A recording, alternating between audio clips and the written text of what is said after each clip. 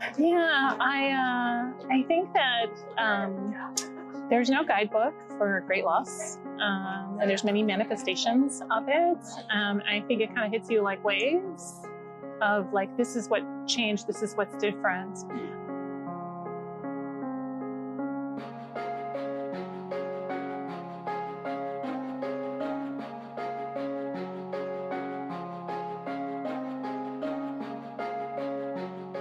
And so it took a little bit of time to find his actual diagnosis of a high-grade neuroendocrine carcinoma. And at that time, we had just gotten engaged, we were planning our future, we were planning our family. It was just devastating.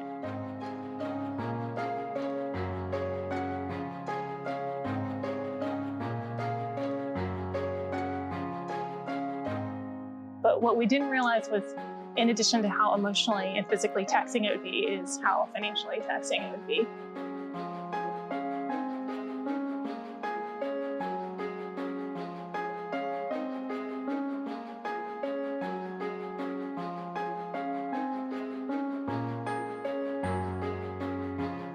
My name is Fumiko Chino. I'm a treating radiation oncologist specializing in the treatment of breast and gynecological cancers at Memorial Sloan Kettering Cancer Center. I met my husband in 2004. He was diagnosed with cancer in 2005, and he died from cancer in 2007. So it's been 15 years. I met him online, and we started dating. He was a PhD student in computer science at Rice. We met in Houston, Texas. And I was at that time in entertainment. I worked as an art director of an anime company. So most famously, I worked on Sailor Moon. I called him Mr. Roboto. So he's a computer scientist who specializes in robotics and artificial intelligence derived motion. And he's a very frantic guy. He was very driven. He was very passionate about his work and also about music and art. And in that way, we kind of really dovetailed. I think like many 20-somethings, I was still trying to kind of figure out my life. I was so happy to have met someone that I was in love with, that I could envision a future with. And so when my husband, at the time boyfriend, was getting sick, he was having nausea, he was throwing up, he was losing a lot of weight. We just really thought it was not cancer. I think no one young thinks, oh, this is cancer. It's like everything other than cancer. And so it took a little bit of time to find his actual diagnosis of a high-grade neuroendocrine carcinoma. And at that time, we had just gotten engaged, we were planning our future, we were planning our family. It was just devastating. I think everyone who has a young cancer diagnosis, it just completely interrupts your plans. But what we didn't realize was, in addition to how emotionally and physically taxing it would be, is how financially taxing it would be. He had had a number of false diagnoses before he came up with cancer. So he was told he had IBS. He was told he had celiac disease because he had a lot of cyclical nausea, vomiting, weight loss. And he ultimately went in for an endoscopy. They didn't find anything. And they finally just did a CT scan. And they found all of these enlarged lymph nodes throughout his thorax, and particularly a mass that was compressing his pancreas, which was causing his GI dysfunction. And so when they biopsied it, they found that it was not lymphoma, which is what we thought it would be.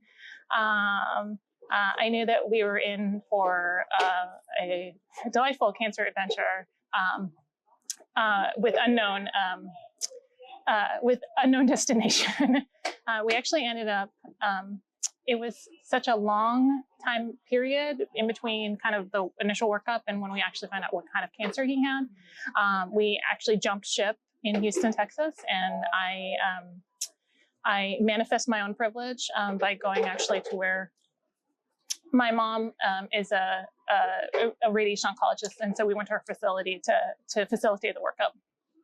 I think like many young people, though, it was so quick, it was so aggressive, and we were so terrified that I remember having the discussion, for example, about whether or not we should do sperm banking.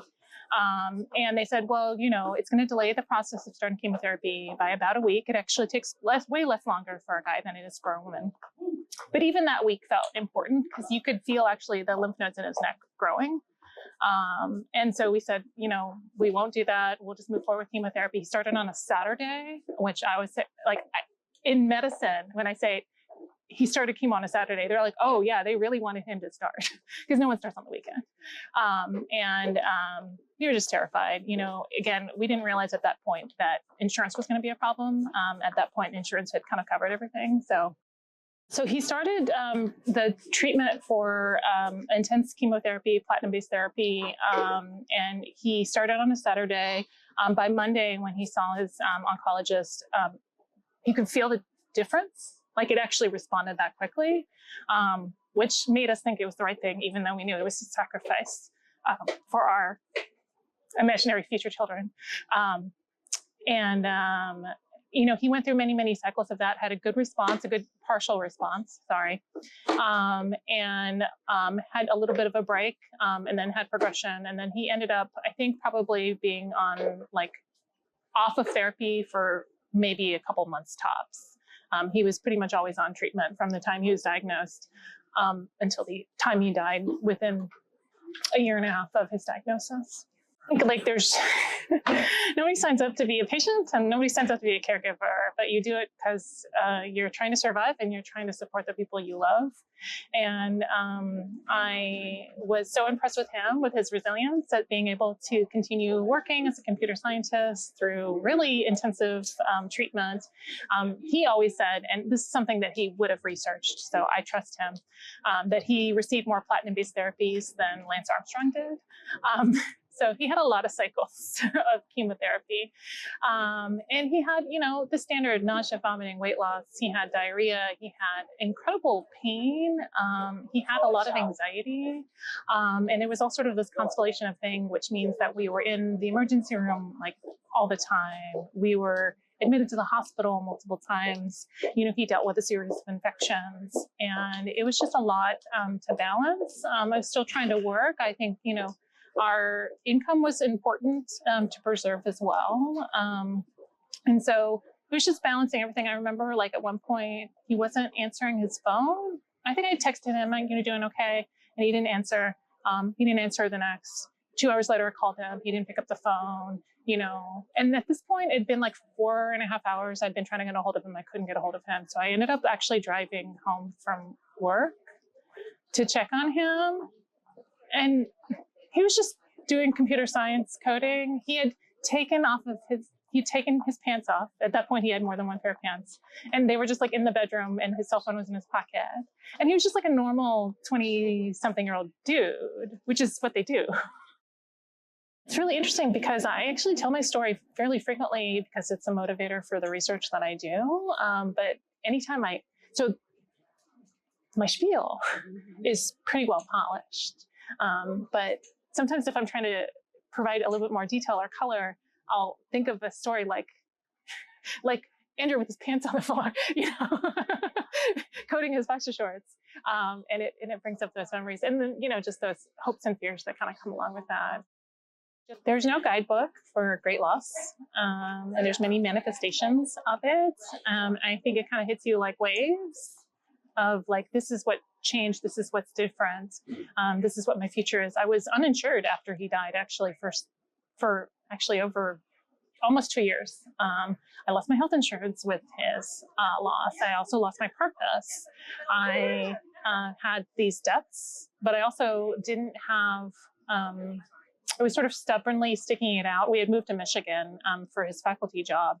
And I was sort of stubbornly sticking out there. So I didn't actually have a support system there either. I kind of coupled one together. But yeah, you kind of cancer and any serious illness really exposes kind of the fault lines. And nobody really has it together in their 20s anyway. Yeah. So trying to, be a new widow I was 29, trying to reinvent myself in my life. It was just really challenging. So we had his student insurance, health insurance from Rice, which basically had a lifetime cap for its payouts for a single diagnosis, which is something that was allowed before the Affordable Care Act. So a single diagnosis would cap at $500,000, $500,000. And after that, for that diagnosis, there was no more insurance coverage. So that is something that we met within roughly a year of his diagnosis. The first exposure of the fact that his health insurance was poor, though, was that he had a cap on his pharmacy payout. And that one we ran up pretty quickly, like within several months of his diagnosis. It was a $5,000 payout, which is insane because a single cancer medication can sometimes cost $5,000. But we blessedly didn't find out until later. And that's the first thing where we started having to paying out of pocket for his Zofran, for his Lovenox, for his medications for his anxiety, for his pain medication. And that's when we first found out. And that was sort of like the blood in the water, and then the sharks come, and then we were just under. Yeah, you hit that cap and suddenly you're just in no man's land. And people will describe this now, which is they go into the donut hole, or they reach some sort of limit, and it's just you're in catastrophic territory. I've dedicated my life to researching financial toxicity, access, affordability, and equity. And part of it's all part of the same sphere of essentially how do we get people the best cancer treatment. So that's always my baseline, is that this is common and you're going to see it even if you don't think you're seeing it. The second thing I try to emphasize is that there are really discrete effects of financial toxicities on our patients. And that means there's people are not being able to afford their medications. People are having to skip out on visits. People are not getting the mental health care that they need. They're not getting the dental or vision care that they need. And sometimes they're actually just missing scans. And for some people, they're actually missing treatment. So we know that there are discrete there are cancer effects from financial toxicity. And then I always try to emphasize that there are things we can do about them. There are things that we can do on the health policy level. There are things that we can do at an institution level. And then there are things that we can do within our own clinic to try to improve outcomes for financial toxicity. But the first step is always just saying it's okay to talk about it. And this is the thing about sexual health or, fertility concerns. Like we need to take the Band-Aid off. We need to say it's okay to talk about these things, because if physicians and patients are both unwilling to talk about this sort of dirty underbelly of cancer care, then it'll never be properly addressed. I mean, honestly, pick a thing that you want to intervene upon and then work doggedly towards it. And if you want to take one thing, let's just say parking costs, something that pretty much everyone agrees are ridiculous, that can be your advocacy issue. And you can take every meeting, from the director of parking services to the CEO of the hospital, if you can get in, and say, this is why this is important. This is why we need more vouchers. This is why parking decks should be free. This is why, parking is a stupid barrier to receiving care, and yet it truly is. And I know the reason why I researched parking costs is because we were paying $18 a day to park at MD Anderson. No offense to MD Anderson. And I lived in Houston, Texas for many, many years. I volunteered at the Texas Medical Center. I know that parking is the biggest revenue generator for the Texas Medical Center. And so, all of these things Texas is huge, like parking, parking shouldn't be an obstacle to receiving care. So you can start little or you can go big. You can think, how do I lobby at the public policy level? How do I get my face in front of senators or representatives that can actually make meaningful change in how health insurance is designed and delivered? There's really everything in between, from parking to policy. I think you can make your voice be heard. And I realized that was my kind of light bulb moment of oh, I think I should go into medicine, because I feel like I can pivot this information to try to make a change. So my initial thought was, I'm going to be a nurse. And I talked to my sister, who's a physician, and she said, you don't want to go into nursing? And I was like, they're great. And she's like, oh, I agree. They're like saints. But she was like, there's a hierarchy in medicine, and physicians are at the top, and you as a nurse who is going to be smarter, as many nurses are, it's going to be smarter than the physician who's telling you what to do, and it's going to make you frustrated. And your personality type does not sit with that. So you should be a physician. And I thought about that more, and I thought, you're right. But yeah, transitioning into medicine was a challenge. I had to go back to school. I have a bachelor's of fine arts degree. I had to do some post-bac classes, but it was absolutely the right decision for me. This system needs to change because there are many social injustices in the world, and we can't fix all of structural racism, and we can't give everyone the world-class education that I've been privileged to, and yet we can make some differences, and every little bit helps. It's all about incremental change.